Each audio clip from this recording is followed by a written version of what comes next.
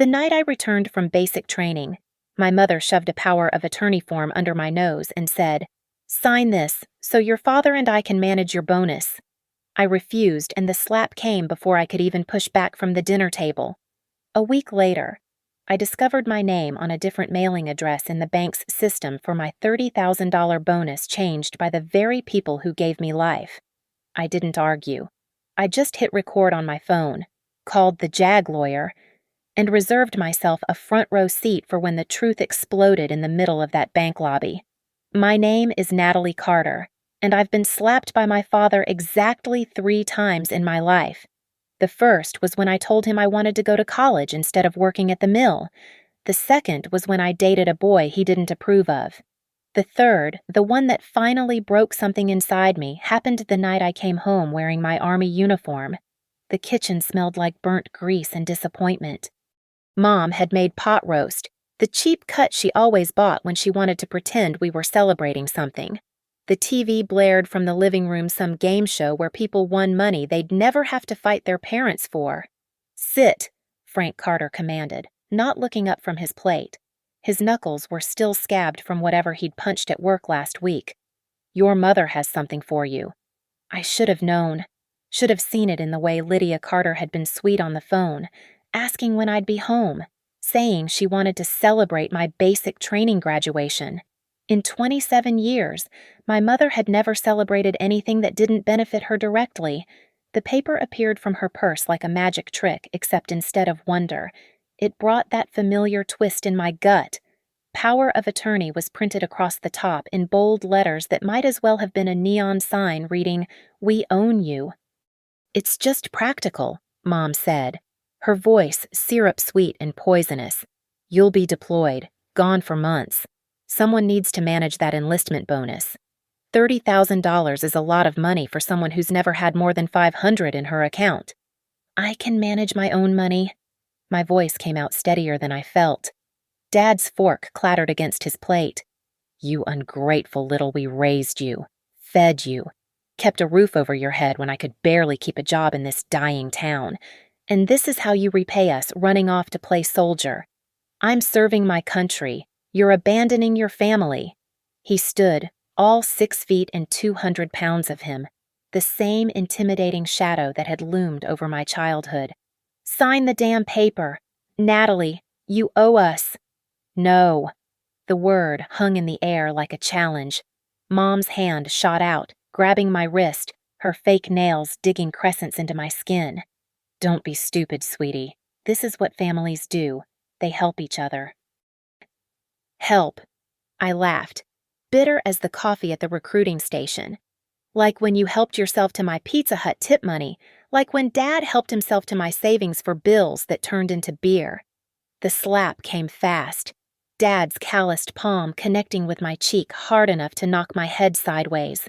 The sting bloomed across my face, hot and familiar. Mom still held my wrist, pressing the pen into my other hand. "Sign it," she hissed, all pretense of sweetness gone. "Or you can forget about having a family to come home to." I stood slowly, pulling my wrist free.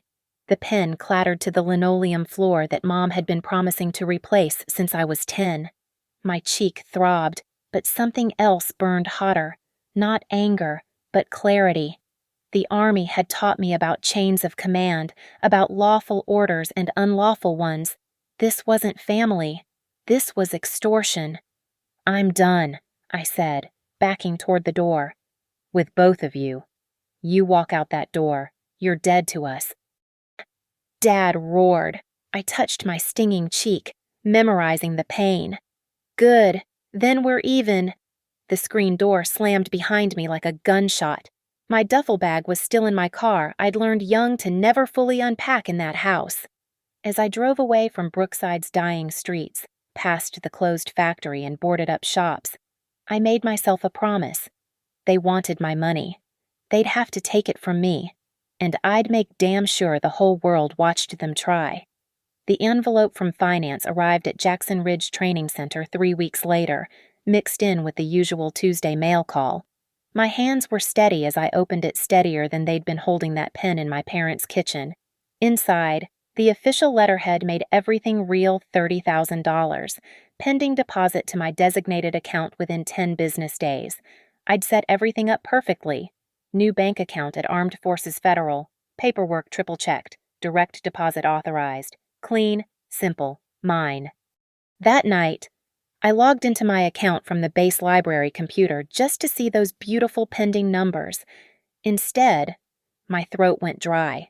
The mailing address on file had been changed, not to Jackson Ridge, to 447 Mill Street, Brookside, Ohio, my parents' house. My fingers shook as I clicked through the account history. There it was, address modification requested at 2:13 a.m. 4 days ago. The same night I'd left my phone charging in the barracks while pulling overnight duty. The old SIM card I'd forgotten to destroy, the one still in my desk drawer back home. Everything all right, Carter. I minimized the screen. Sergeant Morales stood behind me, coffee in hand, doing his rounds before lights out. He was good people 3 deployments, a wife and kids back in Texas, the kind of NCO who actually gave a damn about his soldiers. Sergeant, I need to ask you something. Hypothetically. My voice sounded foreign, too controlled. If someone were trying to redirect your pay, family members, what would you do? He set down his coffee, pulled up a chair. The library was empty except for us and the hum of old computers. This hypothetical family, he said slowly. They wouldn't happen to live on Mill Street, would they? I stared at him. He tapped the screen where I'd minimized the window, the address still partially visible in the browser tab. Carter, I've been doing this for 15 years.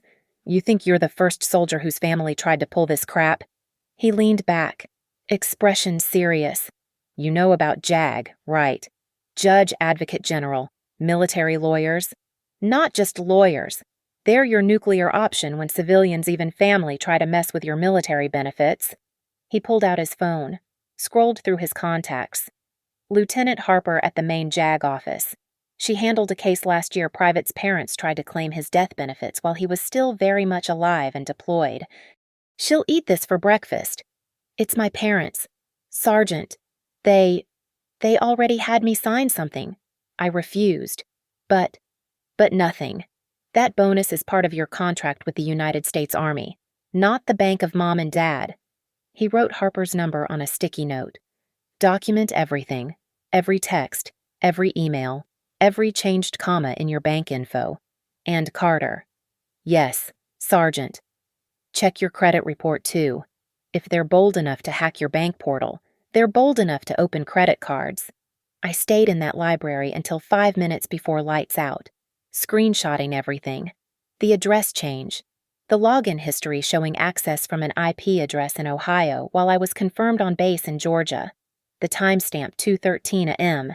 when I was logged as present at the motor pool, checking vehicles with 3 other privates who could verify my whereabouts. My phone had 14 missed calls from Mom, 6 from Dad. The last voicemail, left at 11:47 p.m., made my skin crawl. Sweetie, there must be some confusion at your bank. They're saying we need additional documentation for that power of attorney. Just call us back so we can sort this out. After all, we're just trying to help you manage things while you're busy with training. Love you. Additional documentation. They'd already tried to submit the POA I'd refused to sign, which meant I opened my desk drawer with shaking hands. The carbon copy I'd kept of all my enlistment paperwork was still there, but pages were out of order. Someone had been through them. The signature page where I'd signed my bonus authorization had a small tear in the corner, like someone had made a copy in a hurry. They weren't just trying to redirect my bonus. They were trying to steal it with a forged power of attorney.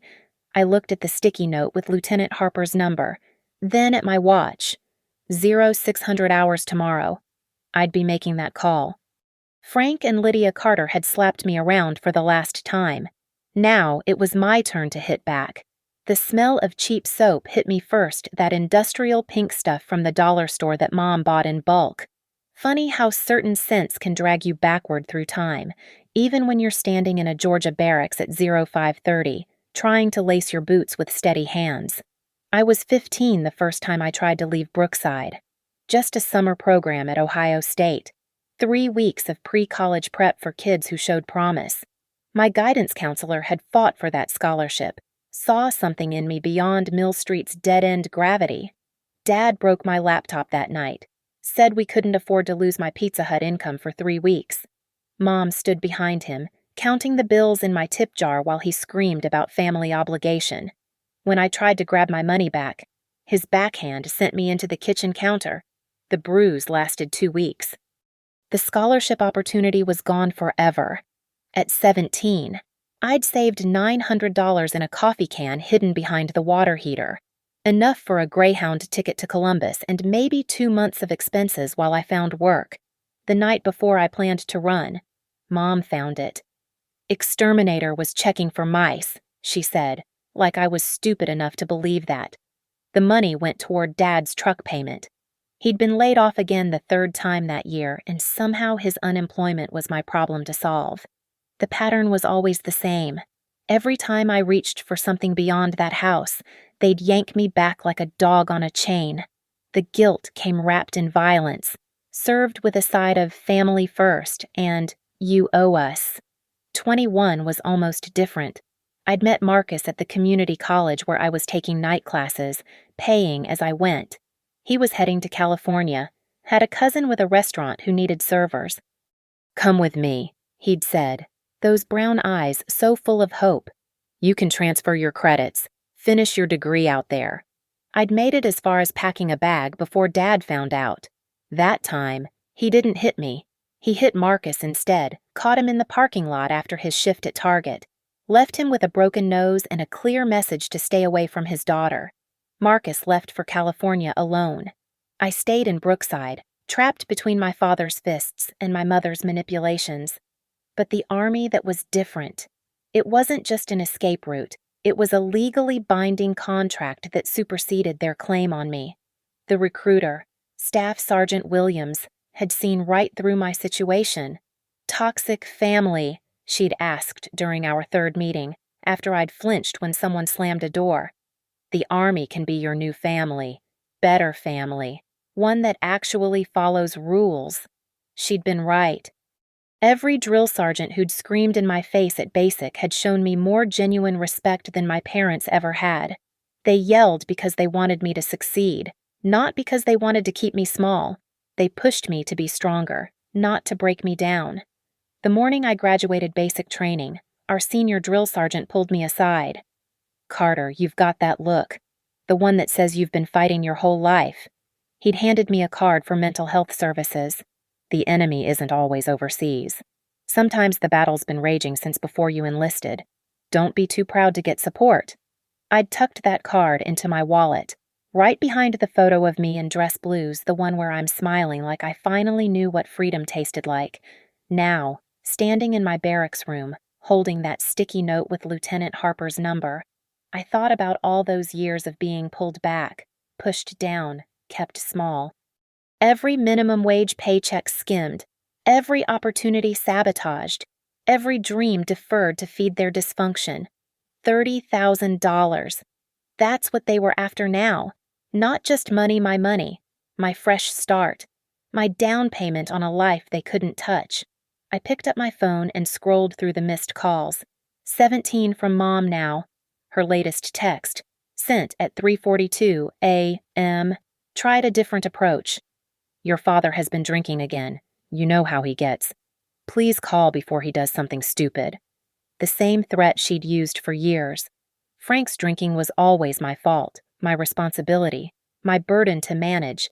But I wasn't 15 anymore, hiding tip money in coffee cans. I wasn't 21, watching someone I cared about get hurt because of me.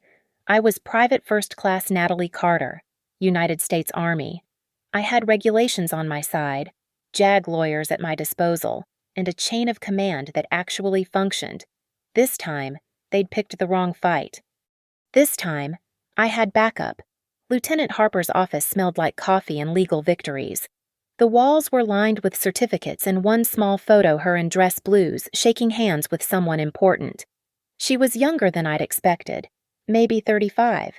with the kind of sharp eyes that probably spotted lies before they fully formed. "Private Carter," she said, gesturing to a chair across from her desk. "Sergeant Morales gave me a heads up. Said your family's attempting to access your enlistment bonus through fraudulent means." "Yes, ma'am." I placed my folder of evidence on her desk. "They tried to submit a power of attorney I never signed." She flipped through the screenshots, her expression darkening with each page. "This is thorough. You documented everything." She paused at the bank's address change. 213 a whim. Access from Ohio while you were on duty here. Smart, keeping those duty logs. Sergeant Morales told me to document everything. Good NCO. She pulled out a yellow legal pad. "Now, tell me about this power of attorney. You said you never signed it. My mother tried to force me to sign one 3 weeks ago. I refused. She had it all prepared, full financial power of attorney, giving them complete control over my accounts." I pulled out my phone, showed her the photo I'd taken of the blank document before leaving their house. "I kept this as evidence of what they wanted me to sign." Harper leaned forward. "And you think they forged your signature?" "I know they did. The bank mentioned they'd received POA documentation. I never submitted anything." She picked up her phone, dialed an extension. "Pike, can you come to my office? I've got something interesting." 5 minutes later, Evan Pike walked in civilian clothes, but everything about him screamed former military. Harper introduced him as their fraud investigation specialist, contracted through the base to handle financial crimes involving service members. "Here's what we're dealing with," Pike said after reviewing my documents.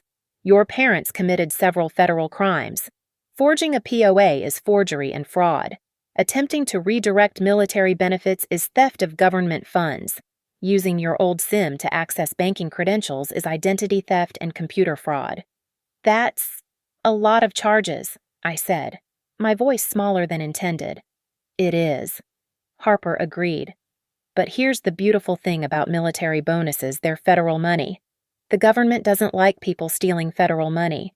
We can pursue this criminally, or—" She smiled, and it wasn't particularly kind. "We can set a trap." "A trap?" Pike pulled out his laptop. "The 30,000 hasn't been released yet. It's scheduled for Friday. Your parents don't know we're aware of their scheme. If we're smart about this, we can catch them in the act. On camera. With witnesses. The bank," Harper added, "has been very cooperative. Turns out Armed Forces Federal has seen this before. They're willing to work with us to document the attempted theft." She pulled out a form. "This is a fraud alert authorization. It prevents any POA from being accepted without your physical presence and verification from JAG." I signed it immediately. "Now," Pike continued, "we need to examine the forged POA they submitted." He made a call to the bank, putting it on speaker. Within minutes, they'd emailed an encrypted copy. When it opened on his screen, my stomach turned. It was my signature, or close enough to fool someone who didn't look carefully. But Pike zoomed in, pointing at subtle differences. "See this? The way your A curves on your real signature. It's consistent. Here, it varies. They traced it, probably from that bonus authorization form they copied." He pulled up both documents side by side. "This is textbook forgery, not even good forgery." Harper was taking notes. "The bank says they called the number on file to verify your parents' house, and someone confirming to be you authorized the POA." "My mother," I said. "Certain. She's practiced imitating my voice before.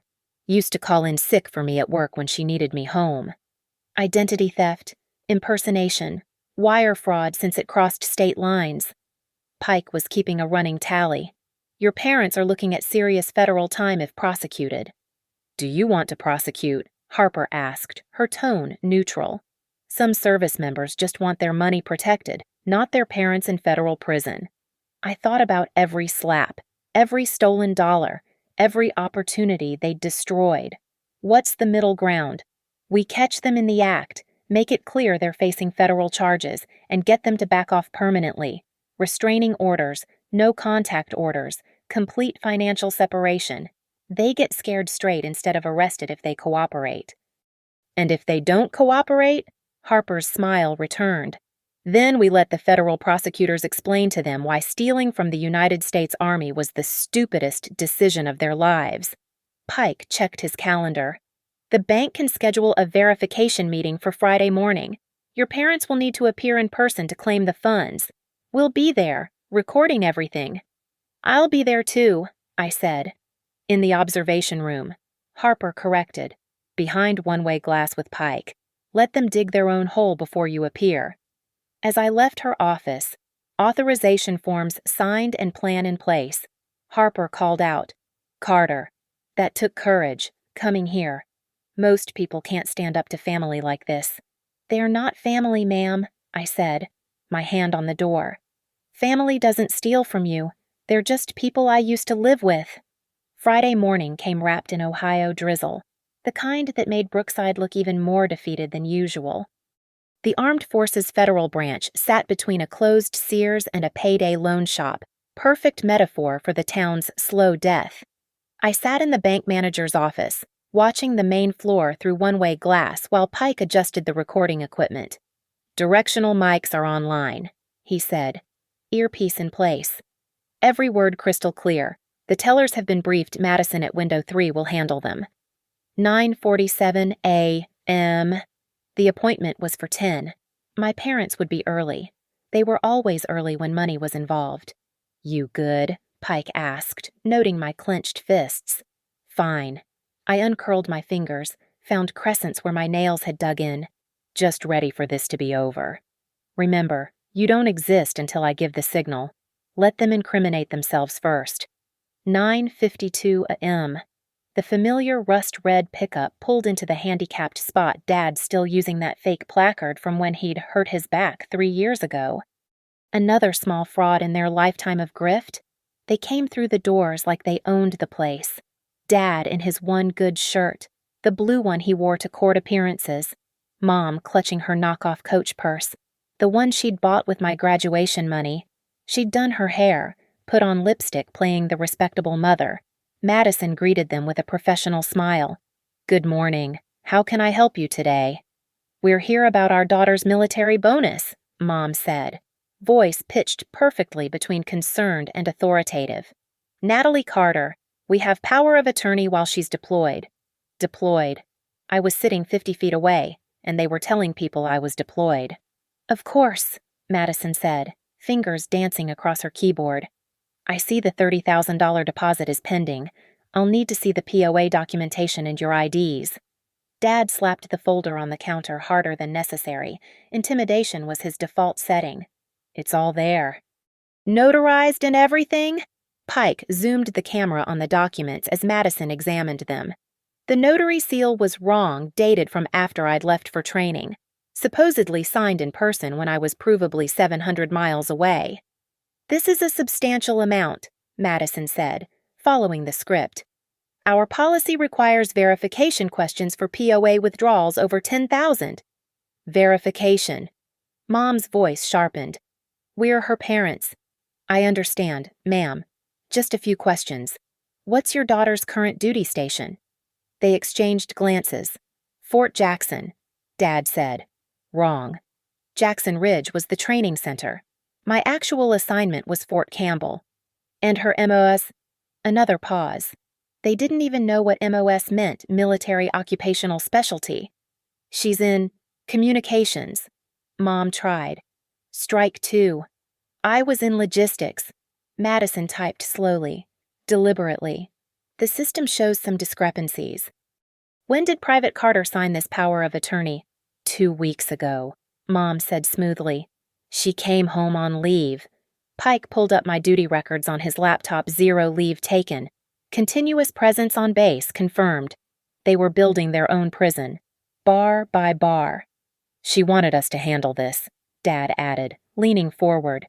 "You know how kids are with money, irresponsible. We're protecting her interests." "By transferring 30,000 to your personal account?" Madison's tone remained neutral, but the question hung heavy. "It's family money," Mom snapped. "We raised her, put a roof over her head for 18 years. That bonus is partial payback for everything we've invested in her." There it was. On tape. The admission that this wasn't about helping me, it was about collecting what they thought I owed. Besides, Dad added, his voice dropping to that threatening register I knew too well. She won't say anything. She knows better than to cross us. We're her parents. She does what we tell her to do. Pike looked at me. That enough? Almost. Ask about the address change. He texted Madison. She glanced at her phone, nodded slightly. One more thing, there was an address change on the account 4 days ago. At 2:13 a.m. Can you verify who authorized that? Mom's composure cracked slightly. Natalie gave us her login information. For emergencies. So you logged into her account without her present. She gave us permission. Dad's fist hit the counter. Other customers turned to stare. Look, are you going to give us the money or not? We have legal documentation. You have to comply. Madison's smile never wavered. Actually, sir, I don't. Not when the documentation appears to be fraudulent. The silence stretched like a held breath. Fraudulent? Mom's voice went up an octave. How dare you? The notary date doesn't match Private Carter's confirmed location. The information you've provided about her service is incorrect. And Madison pulled out a paper from beneath her desk. We have a fraud alert from JAG specifically regarding this account. Dad stood so fast his chair scraped. This is bullshit. Where's your manager, I want? I'm right here. The bank manager emerged from a side door, flanked by 2 security guards. Not normal bank security, these were off-duty Brookside cops in uniform, overtime paid by the Federal Investigation Fund. Mr. and Mrs. Carter, I'm going to have to ask you to step away from the window. We've reported attempted fraud to the authorities. Mom's face drained white. You can't. We're her parents. Pike touched my shoulder. Now. I stood, legs steady despite the adrenaline flood, walked through the door into the main floor. The clicking of my dress shoes on marble seemed impossibly loud. Hello, Mom, Dad. My voice carried across the lobby. I'm not deployed, and you're not getting my money. The color that flooded Dad's face was somewhere between rage and stroke. Mom's purse hit the floor, its contents scattering across marble lipstick rolling toward the loan desk, tissues floating like surrender flags. You, Dad started, stepping toward me. The security guards moved closer, hands on their utility belts. Me, I agreed, standing my ground in uniform, every ribbon and badge earned through my own sweat. Not deployed, not fooled, and definitely not giving you a dime. This is entrapment, Mom shrieked, scrambling to collect her purse contents. You set us up, you ungrateful ma'am. Pike stepped out from the office, credentials visible. I'm Evan Pike, fraud investigation specialist. Every word you've said has been recorded. Every document you've submitted has been analyzed. He pulled out his tablet, hit play. Mom's voice filled the lobby. That bonus is partial payback for everything we've invested in her. Then Dad's, she knows better than to cross us. She does what we tell her to do. Other customers had stopped pretending not to watch. A woman at the deposit desk had her phone out, probably recording. 2 tellers had abandoned their windows to witness the scene. You want to talk about payback? I pulled out my own phone, scrolled to the file I'd prepared. Let's talk about payback. $900 stolen from my college fund. $4,000 in tip money over 3 years. The scholarship to Ohio State you made me decline. The laptop you destroyed. That's family business, Dad started. No, it's theft. And now it's federal theft. I turned to Pike. Play the other recording. Pike switched files. This time, it was Mom's voice on a different call, the one to the bank, pretending to be me, authorizing the POA, her fake young person voice, saying, yeah, totally, my parents can, handle everything. Madison spoke up from her window. Ma'am, you identified yourself as Natalie Carter on that call. That's identity theft and wire fraud across state lines. Mom's knees seemed to give.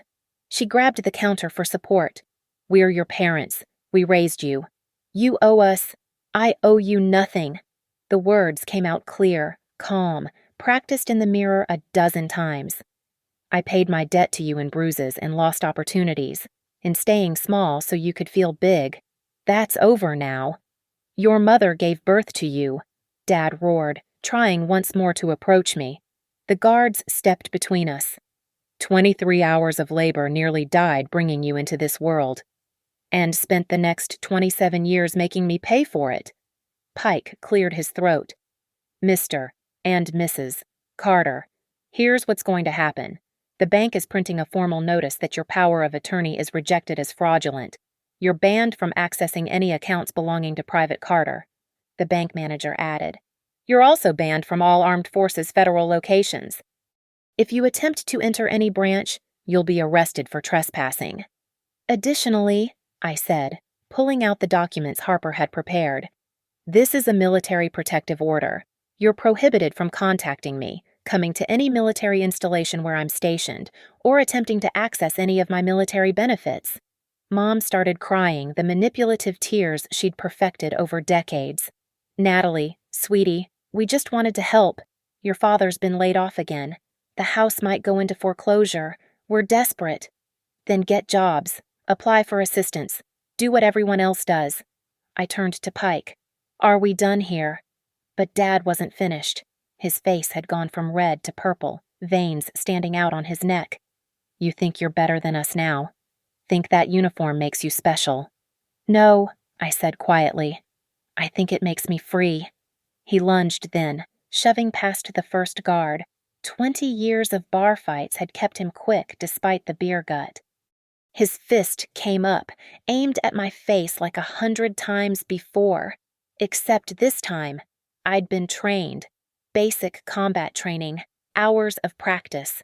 I sidestepped, grabbed his wrist, used his momentum to spin him into the marble column. He hit it face first with a crack that echoed through the lobby.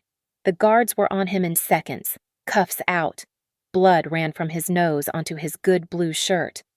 Assault, Pike said calmly, still recording. In front of a dozen witnesses. That's jail time, Mr. Carter. Mom wailed louder, but she didn't move to help him. She never did when consequences arrived. That was always my job. Cleaning up their messes, taking their hits. Not anymore. The money, I said, loud enough for the whole lobby to hear, for the woman still recording on her phone, for the story that would spread through Brookside by dinner. My $30,000 will be deposited into my account. My account alone. And if you come near me again, if you call, text, or send a carrier pigeon, I'll press charges for everything. The forgery, the identity theft, the years of assault, all of it. The printer at Madison's station whirred. She handed me a paper. Transaction blocked due to fraudulent documentation. Would you like a copy for your records? Yes, please. I folded it carefully, tucked it into my pocket next to the photo of me in dress blues. And can you process the bonus deposit to the correct account? Already done. You'll see it Monday morning. The guards hauled Dad toward the door, his protests muffled by the blood from his nose. Mom followed, still wailing about ungrateful children and labor pains. The automatic doors swooshed shut behind them, leaving only the echo of their drama and the quiet murmur of witnesses comparing videos. Pike started packing up his equipment. That went better than expected. The assault attempt was a bonus, no pun intended. I watched through the window as Dad was placed in a police car, Mom screaming at the officers. What happens now? Now you get your money. They get consequences. And you never have to see them again unless you choose to. Unless I choose to. The power in those words made me stand straighter. The bank was returning to normal. Customers approaching their windows, pretending the last 10 minutes hadn't been the best entertainment Brookside had seen in years. Madison waved goodbye, mouthing badass with a thumbs up. The Brookside Police Department smelled exactly the same as it had when I was 16, burnt coffee and disappointment. Back then, Mom had dragged me here to drop charges against Dad for breaking my wrist. Family matter, she'd told the officer. Accident. Now I sat on the other side of that equation, watching Officer Reynolds process Dad's booking. Assault, Attempted battery. Violation of a military protective order. Reynolds read off his screen. Mr. Carter, you're looking at minimum 6 months, possibly 2 years if the JAG office pushes federal charges. Through the booking window, I could see Dad in cuffs, his good shirt ruined with blood. That purple rage faded to something like shock. He kept shaking his head, muttering about ungrateful kids and government conspiracy. Lieutenant Harper sat beside me, crisp in her service dress. The federal prosecutor is very interested. Theft of government funds, wire fraud, forgery. Your parents managed to hit the trifecta of stupid federal crimes. Pike had stayed at the bank, collecting witness statements and security footage. 12 people had recorded the confrontation on their phones. By evening, it would be all over Brookside's Facebook groups. Local parents try to steal soldier daughter's bonus. You won't believe what happens next. Mrs. Carter, Reynolds called into the lobby. Mom sat 3 chairs away from me, pretending I didn't exist while occasionally letting out theatrical sighs. You're being charged with forgery, identity theft, and conspiracy to commit fraud. This is ridiculous! She stood, knockoff purse clutched like a shield. We're her parents. We have rights. Actually, Harper interjected, you don't. Private Carter is an adult, and military benefits are federal property. You have the right to an attorney, the right to remain silent, and the right to face significant prison time. The processing took 3 hours. Forms, fingerprints, photos. Mom cried through her mugshot. Dad tried to look tough in his, but the broken nose and black eyes made him look like what he was, a washed-up bully who'd finally picked the wrong fight. The bail hearing was set for Monday. Until then, they'd sit in county lockup. Dad in general population with the other Friday night fighters, Mom in the women's section with the check-kiters and DUI princesses. There's one more thing, Harper said as we prepared to leave. She pulled out a thick envelope. Restraining order, civilian court, in addition to the military protective order. This makes it a state crime if they contact you, not just a military violation. Judge Morrison had signed it that morning. After reviewing the evidence Pike compiled, 20 years of documentation, police reports Mom had convinced me not to file, emergency room visits for falls, photos of bruises I'd hidden under long sleeves. Harper had been thorough. No contact, direct or indirect. No coming within 500 feet of you, your residence, or your workplace. No accessing your financial accounts, credit, or personal information. She turned to Mom, who was being fingerprinted. Mrs. Carter, this includes trying to contact her through third parties. Any flying monkeys you send will be charged as accomplices. Flying monkeys, Mom sputtered. It's a Wizard of Oz reference, I said. The witch's minions. Though honestly, the witch was less manipulative than you. The booking officer snorted, tried to cover it with a cough. As they led Dad to holding, he turned back one last time. You're dead to us, he spat. Dead. No daughter of mine would... Correct. I interrupted.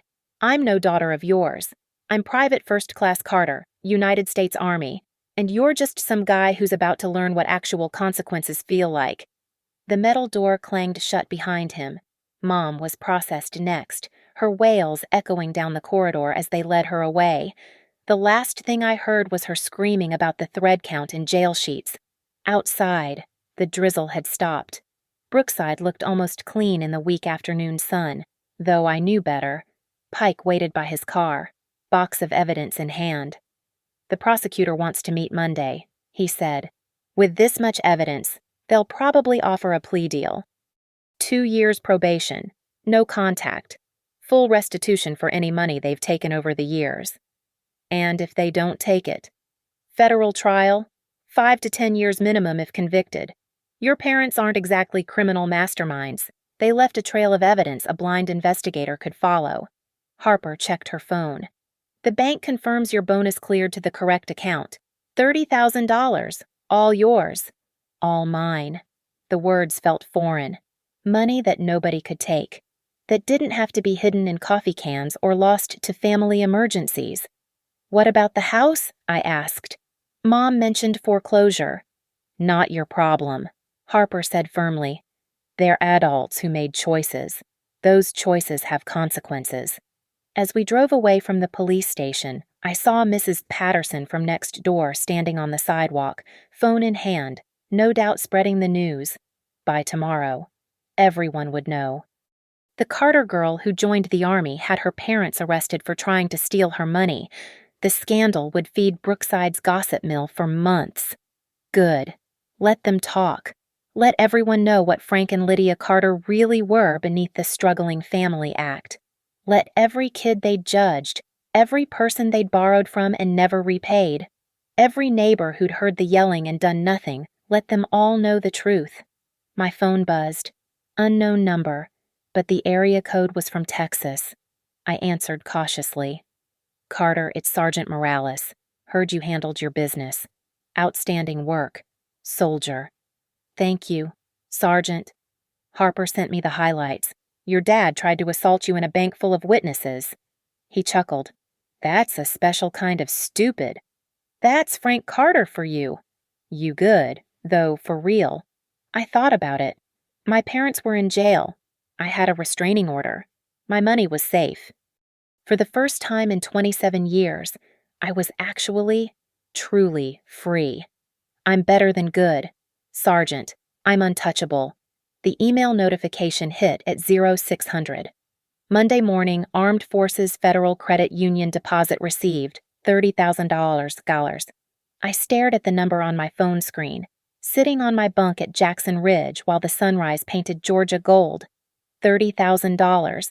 Not hidden in coffee cans, not stolen in the night, not held hostage by guilt or violence. Mine. The second email came from Lieutenant Harper. Prosecutor accepted their guilty plea.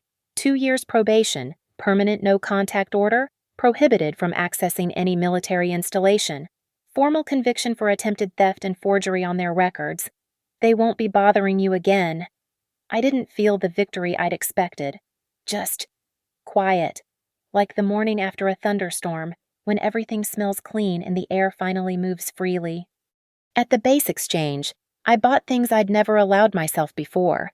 A good laptop for online classes, not the ancient one held together with duct tape. Running shoes that actually fit. Not thrift store specials 2 sizes wrong. A winter coat that wasn't from the church donation bin. The cashier smiled as she rang them up. Big shopping day. First day of the rest of my life, I said, meaning it. But the real moment came at the small electronics store near base.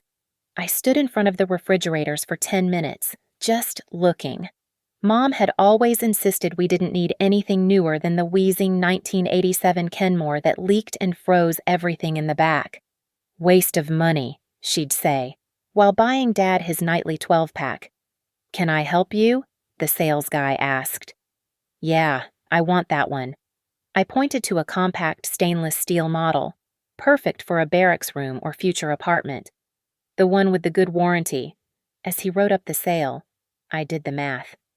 $549 at Pizza Hut. That would have been 2 months of tips. All of it vanished into Mom's purse before I could blink. Now it was just a number I could afford. That evening, I sat on the track behind the barracks, brand new running shoes laced tight. Other soldiers passed by. Some nodding recognition word traveled fast on base. The girl whose parents tried to steal her bonus.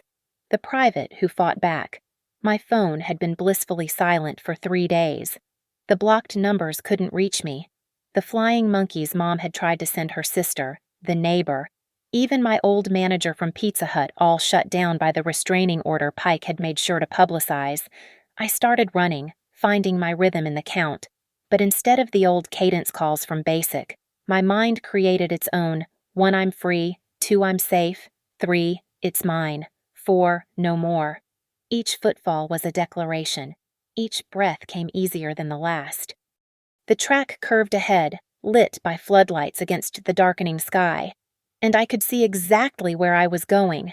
No shadows hiding threats, no hands reaching to pull me back.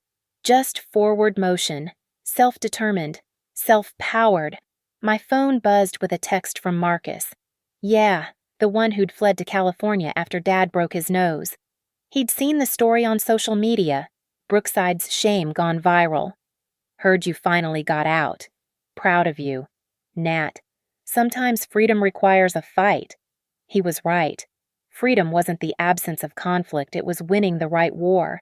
And for the first time in my life, I'd won. 6 months from now, I'd use part of that $30,000 for a security deposit on an apartment near Fort Campbell.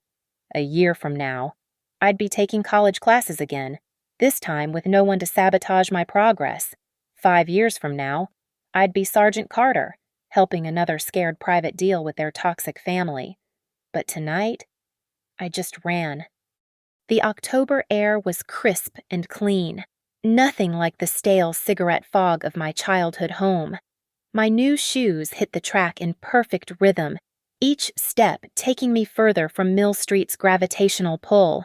Somewhere in Brookside, Frank and Lydia Carter were learning what consequences tasted like. Probation officers, court dates, the scarlet letter of a federal conviction following them through every job application and background check. Somewhere in that judge's order was a beautiful phrase, prohibited from any claim, financial or otherwise, on Private First Class Natalie Carter. No claim. As if their claim had ever been legitimate. As if DNA was a deed of ownership. As if giving birth was an invoice for eternal servitude. The track's final turn brought me back to the start, but I kept running. Another mile. Another declaration of independence. The $30,000 sat safe in my account. But the real wealth was this, the ability to run without looking over my shoulder, to spend without justification, to exist without apology. 1, I'm free. 2, I'm safe. 3, it's mine. 4, no more. 5, I'm alive. For the first time in 27 years, genuinely, powerfully, unstoppably alive. Thank you so much for listening to my story. I'd love to know where you're listening from. Drop a comment below and let's connect. If this story resonated with you, please subscribe to the channel and share your thoughts. Your support means everything, and I'd love to hear your own experiences with standing up for yourself and claiming your independence.